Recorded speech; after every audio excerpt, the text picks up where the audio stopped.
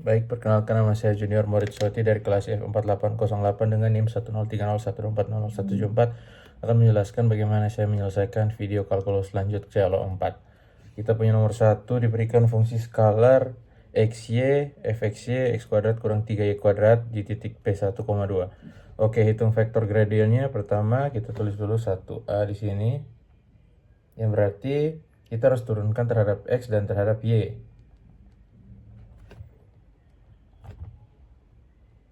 Oke, kita turunkan terhadap fx, maka dia jadi 2x karena di minus 3y kuadrat jadi 0, dan turunkan terhadap y, maka dia menjadi x kuadrat jadi 0, maka dia menjadi minus 6y. Oke. Dan untuk vektor gradiennya kita gabungkan keduanya, dia menjadi 2xi kurang 6yj, atau jika dalam kurung dia harus tertulis seperti ini. Ya, mudah sekali. Lalu kita lanjut ke nomor 1b. Kita lanjut, tentukan nilai gradien. Nilai gradien berarti kita tadi dapat vektor gradiennya tadi apa? Fxy sama dengan 2x kurang 6y. Y. Dan juga P itu di titik 1,2. Berarti langsung aja kita substitusikan 1,2 ke dalam X dan Y-nya. Jadi kita tulis lagi saja 1,2 seperti ini. Masukkan 1 dan juga masukkan 2. Oke, jadi kita dapatkan 2i kurang 12y. J. Ya. Warnanya berubah ini.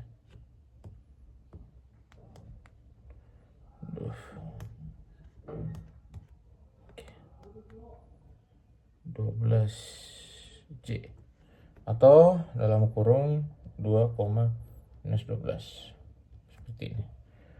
Oke, kita lanjut ke 1C. 1C diminta hitunglah turunan berarah DUFP, dan diketahui U-nya itu searah dengan vektor A. Berarti DUFP kan rumusnya seperti ini.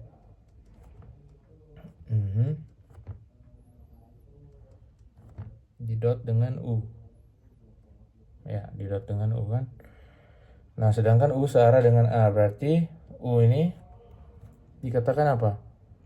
U searah dengan vektor A. Berarti kita cari dulu vektor satuan dari si U ini, yang dimana vektor satuannya itu A per magnitud A. Kita ketahui A-nya 3,4. Ya udah, kita cari nilai magnitud A. Magnitud A berarti akar dari 3 pangkat 2 per 4 tambah 4 pangkat 2, dimana jawabannya akar 25 yang menghasilkan 5. Jadi magnitud A 5. Ini kita dapatkan vektor U A, berarti 3 per berapa? 3 per 5, 4 per 5 ya. 4 per 5. Seperti ini, mudah. Lalu kita dot produkkan dia. Kita kalikan. Berarti DUFP sama dengan 2. Ya, kita tulis lagi aja biar kita tidak bingung. Yang dimana FP itu tadi berapa? 2, minus 12. Berarti 2 dikali 3 per 5 ditambah minus 12 dikali 4 per 5. Dan kita dapatkan 6 per 5 dikurang 48 per 5 yang menghasilkan minus 42 per 5. Ya, jadi turunan berarahnya itu minus 42 per 5. Lalu kita lanjut lagi ke 1D. Pada arah mana turunan berarah F di titik P bernilai maksimum? Itu 1, dan nilai maksimumnya kedua. Berarti kita tinggal tulis aja pada soal kita ketemukan bahwa pertama kita tulis lagi saja dulu, diminta arah turunan berarah. Arah turunan berarah tuh udah dapat dari awal, yaitu apa yang sebelum kita kerjakan, arah dari vektor gradien. Berarti jika ditanya arah vektor gradien, maka tadi kita udah dapat yang sudah kita masukkan 1,2 nilai dari titik P nya ke dalam, sehingga kita dapatkan itu arahnya itu 2,-12. Kita dapatkan di awal tadi, itu arahnya. Nah, lalu bagaimana dengan maksimum? Maksimumnya kita magnitudkan tadi arahnya.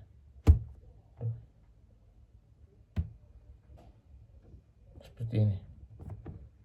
Berarti 2/2 ditambah -12 dipangkat 2 ya. Yang dimana kita dapatkan 4 ditambah berapa? 144 ya. Sama dengan akar dari 148.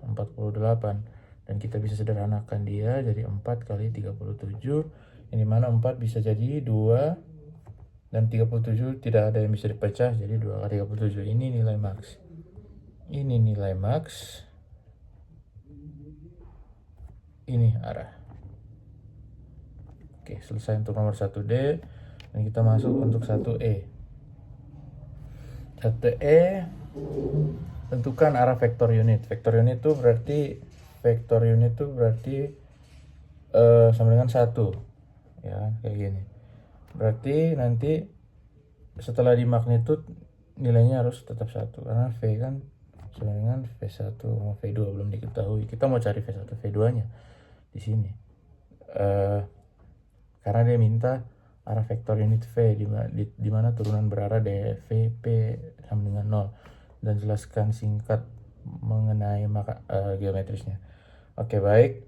Jadi untuk dVP sendiri, FP sendiri, itu rumusnya kan dia harus sama dengan 0 kan. Berarti setelah kita masukkan FP dikali di dot product dengan V harus bernilai 0 seperti ini. Sedangkan V1, V2 kita masih mau mencarinya dulu terlebih dahulu untuk mendapatkan hasil akhir yang ini. Oke, V1, V2, maka yang pertama kita perlu lakukan tuh dengan kita ketahui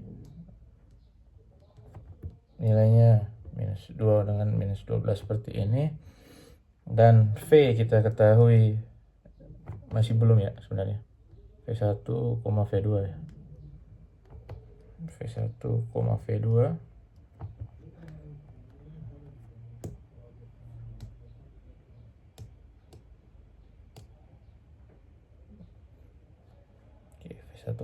V2, maka yang pertama tuh kita perlu mencari karena vektor ini sama dengan 1 ya.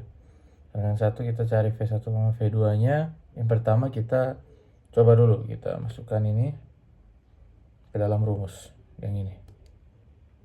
Berarti dVP sama dengan 2 dikali V1 ditambah -12 dikali V2 yang harus sama dengan 0. Oke, kita dapat berarti 2V1 minus 12V2 sama dengan 0. Dan jika kita pindah ruaskan, kita dapatkan 2V1 sama dengan 12V2. Dan kita bagi kedua sisi ya, jadi V1 sama dengan 6V2.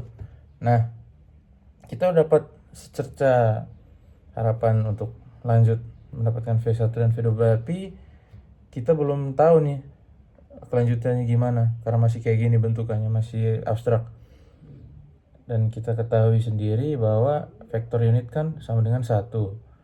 Nah, jadi kita cari magnitud dari V-nya ini seperti ini.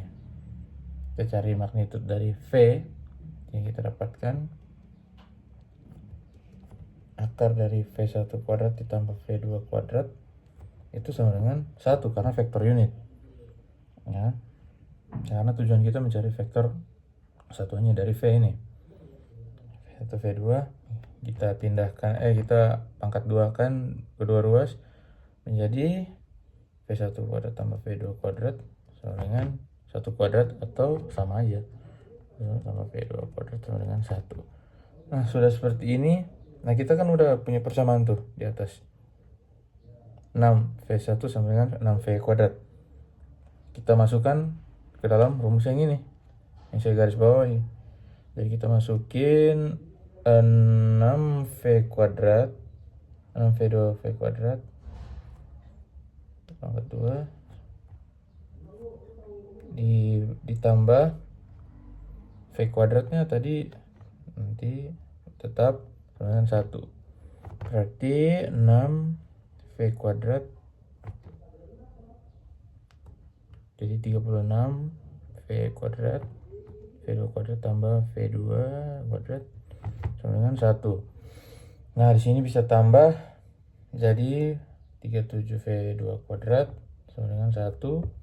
Atau bisa kita dapatkan lagi dari sini V kuadrat sama dengan 1/37 diakarkan plus minus di depan plus minus, sehingga kita dapat lagi V kuadrat sama dengan plus minus akar 1 1/37 karena akar 1 kan 1, akar 37 nggak ada ya. Lalu kita masuk lagi cari V1.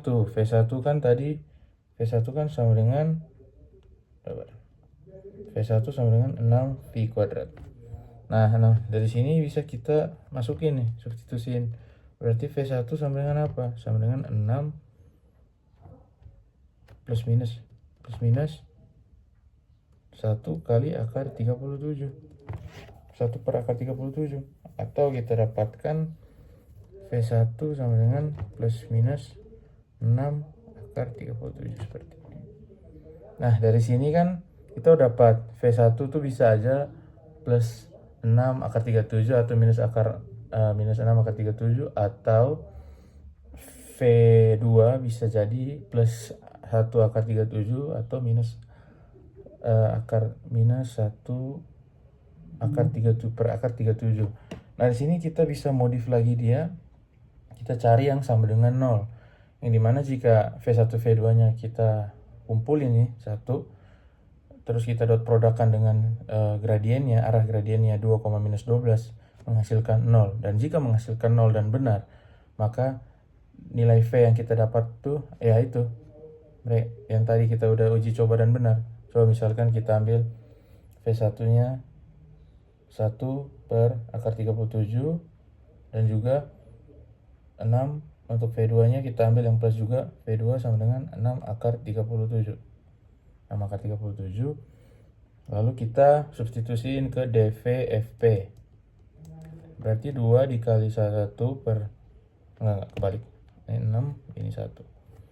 Oke, berarti ini kali 6 akar 37 ditambah 12 kali 1 akar 37. Ini jadi 12, berarti ini juga jadi minus 12. 12 akar 37 kurang 12 per akar 37 hasilnya 0. Berarti ini benar.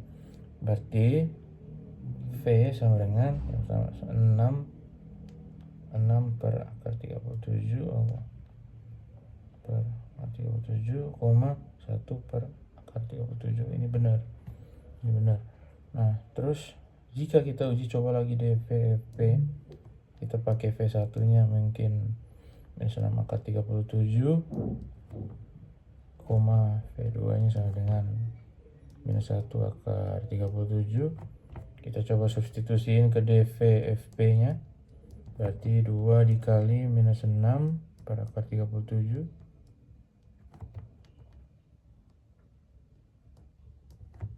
dikali ditambah dengan minus 12 dikali minus 1 per akar 37. Ini jadi minus 12, minus sama minus habis. Berarti minus 12 akar per akar 37 ditambah 12 akar 37.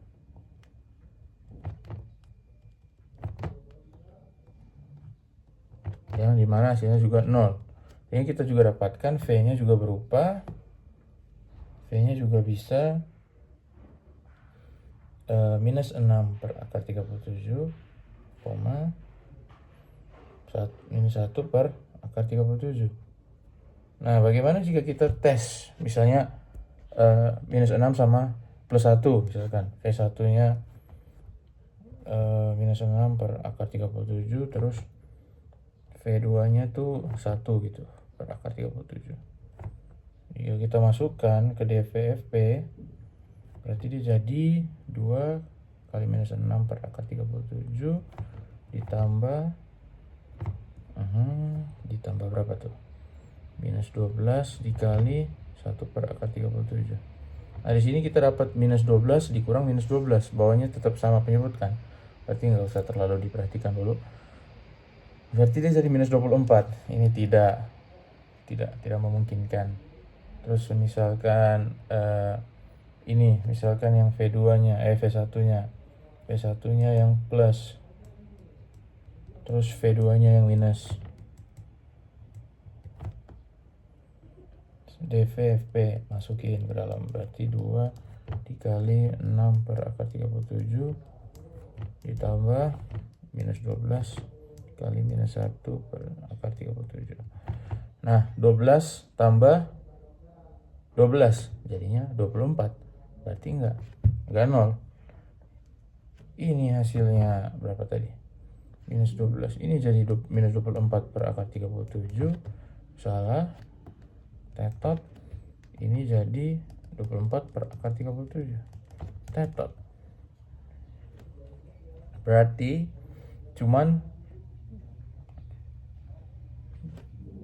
vektor satuannya V-nya ada 6 per akar 37, 1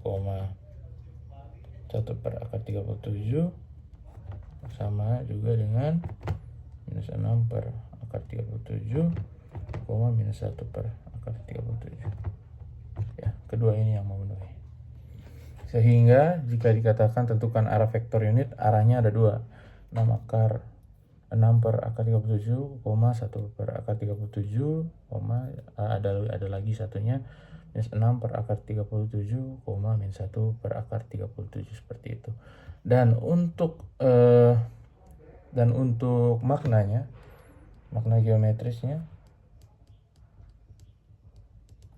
untuk makna geometris sendiri, turunan ini saya punya beberapa kesimpulan, berarti turunan berarah 0 atau P-nya sama dengan 0, sehingga fungsinya itu, fungsi f tidak berubah, mau itu naik atau turun, tidak naik atau turun.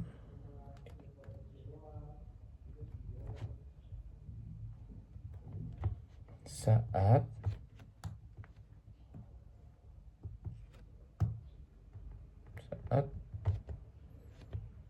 P sepanjang arah V.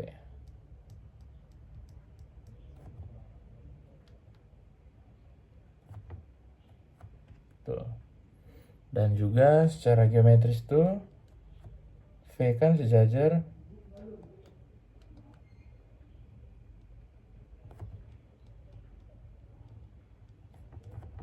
si V sejajar dengan garis singgung kurva level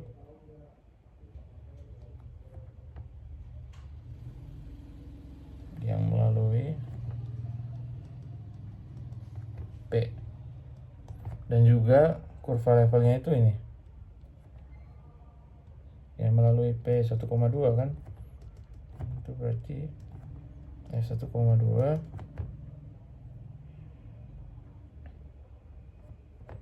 1/2 dikurang 1 kurang berapa tuh, 4, 12, berarti minus 11. Nah, berarti vektor V adalah garis singgung kurva x kuadrat kurang 3y kuadrat sama dengan min 11 di titik 1,2.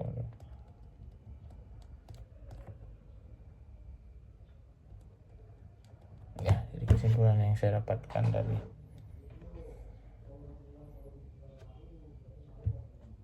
pekerjaan nomor 1 adalah seperti ini.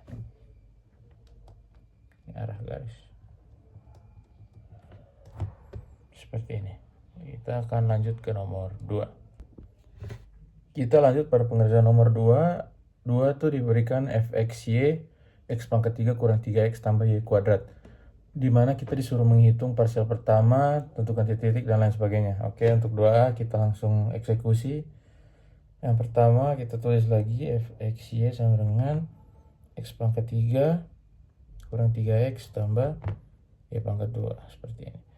Oke, lalu kita tulis diminta turunan parsial pertama. Berarti terhadap fx berapa tuh? 3x pangkat 2 dikurang 3.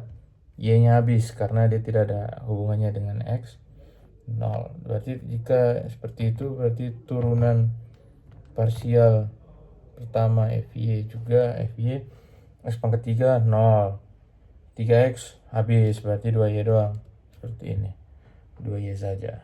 Oke, sudah ditemukan, mudah. Lalu 2B, titik-titik stasioner. Nah, di mana titik-titik stasioner ini Fx itu harus sama dengan 0. Terhadap X harus sama dengan 0, terus terhadap Y juga sama, harus sama dengan 0 seperti ini. Berarti jika kita mau mengerjakan yang seperti ini, oke baik, saya akan coba mengerjakan. Fx tadi kita Fx sama dengan 0, maka 3x kuadrat kurang 3 sama dengan 0. Saat bisa pindah ruas dia, 3x kuadrat sama dengan 3. Terus x kuadratnya dibagi 3 bagi kedua ruas menjadi 1. Karena kuadrat dia jadi plus minus, akan dipindah jadi plus minus. Di x sama dengan plus minus 1. Oke. Kemudian untuk yang y, fy sama dengan 0, maka ya langsung saja 2y sama dengan 0. Pindah ruas atau dibagi 2 kedua sisi ya, y sama dengan 0. Sehingga titik stasioner itu kita dapatkan apa, plus 1 sama 0. 1,0 ada minus juga berarti, dan minus 1,0 seperti ini. Itulah titik stasionernya. Lalu yang B selesai, hitung turunan parsial kedua. Nah, ini juga mudah. Seperti yang tadi, jika kan pertama kita udah ketahui bahwa fx tadi 3x pangkat 2 kurang 3, terus fy-nya sama dengan apa? 2y. Maka untuk cari fxx, kita turunkan lagi saja yang si fx-nya tadi, sehingga dia menjadi 6x. Terus untuk fy-nya berarti dia menjadi apa? Menjadi 2 saja. Fy maksudnya, fy itu 2 saja. Terus diminta apa lagi? fxy atau yx sama saja ya. fxy berarti kita menurunkan keduanya itu terhadap satu yang sama ini, fxy. Turunan x fxy berarti menurunkan y dari sini, dari si fx-nya ini. Ada nggak y-nya? Karena nggak ada y, otomatis dia langsung 0 seperti ini. Semudah itu. Karena tujuannya kita kan menurunkan terhadap y yang udah kita turunin dari fx tadi, sedangkan si fx tadi cuma 3x kuadrat kurang 3. Nah, nggak ada tuh unsur y-nya kan. Ya udah, langsung aja kita tulis 0 seperti itu. Dan jika dipertanyakan misalkan yx seperti ini pun, dia juga 0 karena kita turunkan y 2y kan, y terhadap x. Nah, terhadap x di sini di 2y 2-nya nggak ada unsur X, berarti langsung 0. Karena mereka sama, berarti turunan kita sudah benar. Seperti itu. Oke, lanjut. 2D.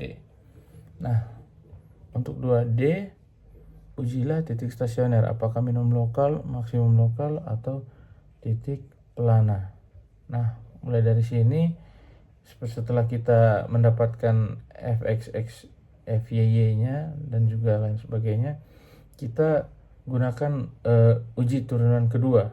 Seperti itu, uji turunan kedua. Jadi seperti ini. Saya tulis lagi, lanjut ke bawah. Ini untuk 2D.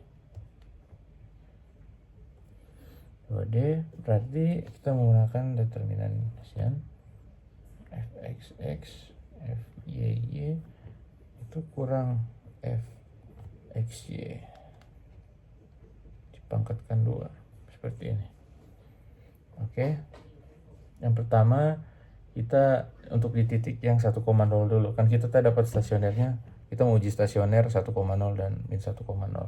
Pertama di titik 1,0 terlebih dahulu, kita berarti fxx nya kita masukkan si 1,0 nya, si 1,0 dari 1,0 itu berarti dia menjadi tadi apa tuh, 6x, berarti 6 kali 1 sama dengan 6. Untuk fyy juga kita tulis 1,0, apa tadi fyy tetap 2 kan, tidak ada yang bisa disubstitusi, dan fxy sama dengan 1,0 sama dengan tetap 0, kan nggak ada apa-apa.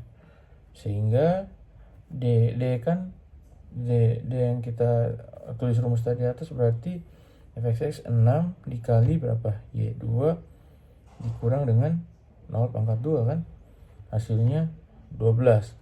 Dan 12 itu kan dia lebih besar daripada 0, dan juga si fx karena d-nya lebih besar dari 2, apa, d-nya lebih besar dari 0 karena nilainya kan 12, dan fxx-nya itu berapa tadi, 6, juga lebih besar dari 0, maka minimum lokalnya itu ada di titik 1,0, terbukti.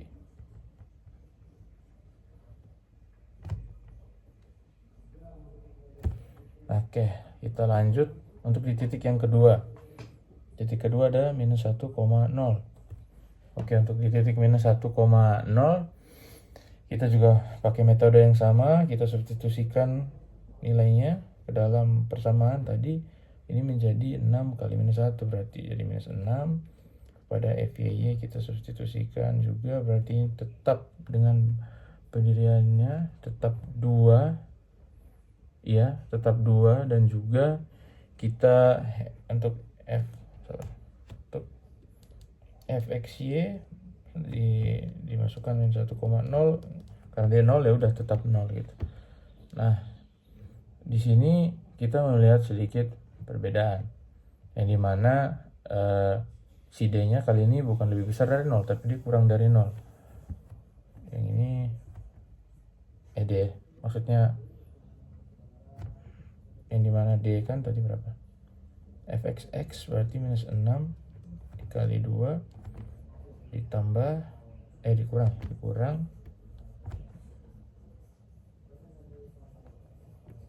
0 pangkat 2, dimana ini menghasilkan minus 12.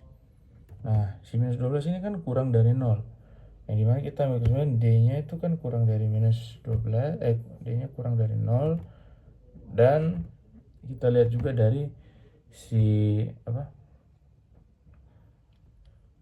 nah dari sini kita cuma melihat bagian d-nya saja, d-nya kurang dari 0, maka titik minus 1,0 ini adalah titik pelana. Nah, seperti itu. Baik, untuk nomor 2 sendiri, jika ada titik maksimum atau minimum lokal, jelaskan ada titik maksimum atau minimum global. Nah, jadi untuk jawabannya itu simple. Nah, yang dimana kita ketahui sendiri kan tadi kita dapat bahwa kita mendapatkan nilai minimum lokal, yang dimana dia lebih dari 0 dan f(x)-nya lebih dari 0. Ada di titik 1,0. Nah, dia itu kan fungsi terbuka ke atas seperti ini. Terbuka ke atas seperti ini, yang dimana dia tidak memiliki batasan dan dia akan terus naik ke atas tanpa ada batasan globalnya seperti itu. Nah, sehingga jika ditanya apakah dia itu punya maksimum atau minimum global, maka bisa dijawab bahwa karena tidak ada batasan pada nilai minimum lokal yang didapat, sehingga dapat dikatakan bahwa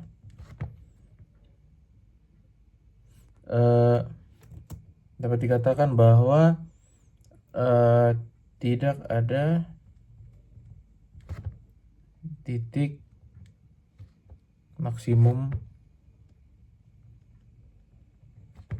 atau minimum global. Oke.